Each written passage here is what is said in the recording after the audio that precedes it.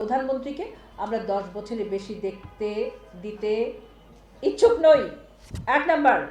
2 number হচ্ছে সরকারি দল ইচ্ছা মতো সংবিধান সংশোধন করতে পারবে না। আমার সংবিধান ইচ্ছা করলেই সংশোধন করা যায় না। সরকারি দল ভোটে জিতে সংখ্যাগরিষ্ঠতা নিয়ে ইচ্ছা করলেই সংবিধান সংশোধন করতে পারবে না। আমার মতামতের প্রতিফলন করতে হবে, রাইট। 3 নাম্বার, গুরুত্বপূর্ণ পরিবর্তনের ক্ষেত্রে সেক্ষেত্রে কি হবে? আবার একটি গণভোট হবে।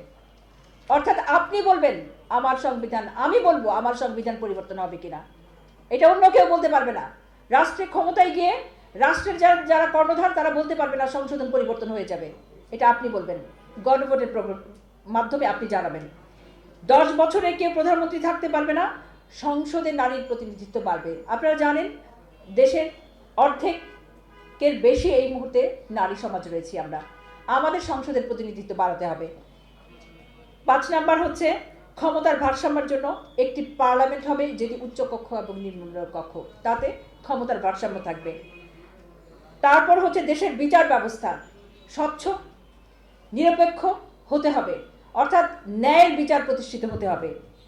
আপনার মৌলিক অধিকার, আমার মৌলিক অধিকার, ইন্টারনেট কখনোই শাটডাউন হবে না।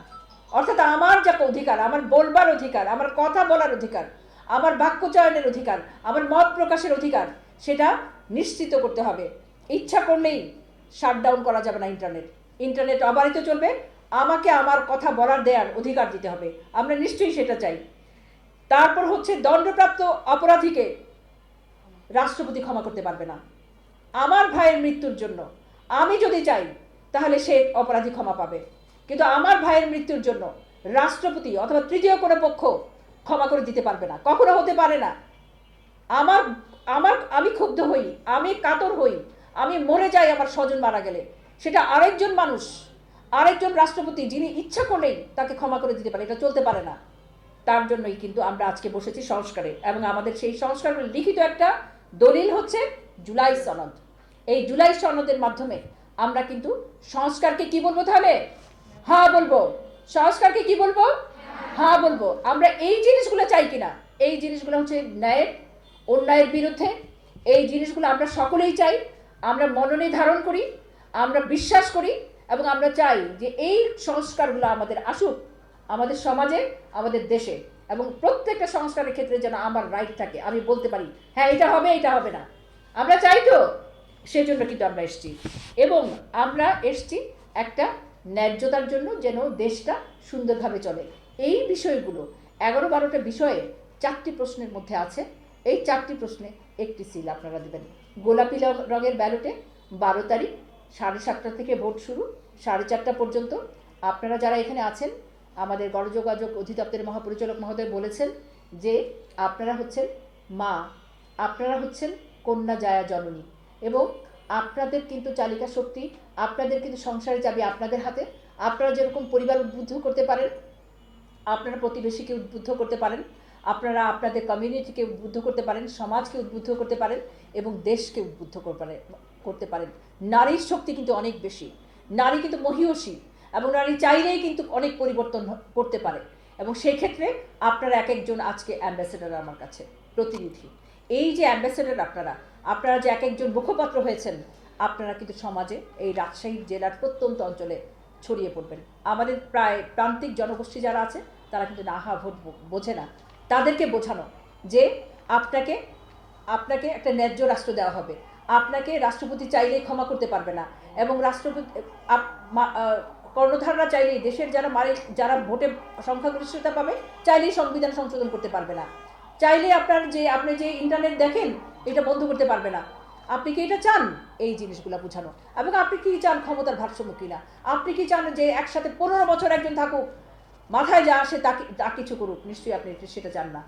সব কিছুর ভারসাম্য প্রতিষ্ঠা করার দায়িত্ব আপনার হাতে। তাকে বোঝাবেন যে আপনি চাইলে করতে পারবেন, তাহলে এরকম একটা গণভোট হবে। সেই ক্ষেত্রে এই 4টি প্রশ্নের বিষয়গুলো আপনারা যদি একটু ভাগ ভাগ করে বোঝান তাদেরকে, তাহলে কিন্তু তারা বুঝতে পারবে দেশটাকে এগিয়ে নিয়ে যাব। এবং আমরা 12ই ফেব্রুয়ারি খুব সকাল সকাল আমাদের সকলকে নিয়ে সেই ভোট কেন্দ্রে যাব। আমরা নিরপেক্ষ ভূমিকা পালন করব। আমরা সচেতনতা বৃদ্ধি করব এবং আমাদের অধিকার প্রয়োগ করব, আমাদের মা বোনদের নিয়ে যাব এবং আমরা যেন একটা সুন্দর সুশীল দেশ তৈরি করতে পারি সেই চেষ্টাটা করব। চারিদিকে কিন্তু গুজব অপতথ্য কিন্তু চারদিকে রয়েছে, আপনাদের চারদিকে কিন্তু গুজব অপতথ্য রয়েছে। আপনারা যেহেতু শিক্ষিত মানুষ, আপনারা যেহেতু সমাজের সবচেয়ে সচেতন মানুষ, আমরা সেই জন্য কিন্তু আপনাদের কাছে এসেছি। এই যে সামাজিক যোগাযোগ মাধ্যমে যেসব গুজব অপতথ্য, আপনারা কিন্তু বুঝিয়ে দেবেন যে না, এগুলোকে না বলুন, এগুলো দেখবেন না, এগুলো থেকে আপনারা সরে আসুন। আপনারা দেশের একজন সচিব যদি এই পর্যন্ত আসে, এবং আমরা কিন্তু একদম প্রত্যন্ত অঞ্চলে যাচ্ছি, একজন ডিজি যদি প্রত্যন্ত অঞ্চলে যায়, আপনারা কিন্তু দায়িত্বটা নেবেন। আপনারা এই রাজশাহীর মানুষ, রাজশাহীর মাটিতে বেড়ে উঠেছেন, এই রাজশাহীর জনগণকে বোঝানোর দায়িত্ব আপনাদের হাতে দিয়ে, এবং এই ফার্স্ট টাইম ভোটার এবং তরুণ ভোটারদের সবচাইতে সক্রিয় দেখার জন্য উন্মুখ হয়ে আজকে আমি আমার বক্তব্য শেষ করছি আমাদের মাননীয় প্রধান উপদেষ্টার কিছু বার্তা দিয়ে। তিনি বলেছেন এবারে নির্বাচন হবে একটি ইউনিক নির্বাচন এবং শতাব্দীর সেরা নির্বাচন। তিনি বলেছেন নির্বাচন এবং গণভোটে জনগণের অংশগ্রহণ নির্ধারণ করবে ভবিষ্যতের একটি বাংলাদেশ। বাংলাদেশ কেমন হবে, ভবিষ্যতে সরকারই বা কেমন হবে, সেটাতে যেন হাঁ দিয়ে আমরা জানাই যে হ্যাঁ, সরকার হবে ন্যায্য, সঠিক সরকার হবে, স্বচ্ছতার, জবাবদিহিতার। আমরা সেই লক্ষ্যে এগিয়ে যাচ্ছি, আপনাদের সহায়তা চাই। আপনাদের সকলকে অসংখ্য ধন্যবাদ এখানে উপস্থিত হওয়ার জন্য।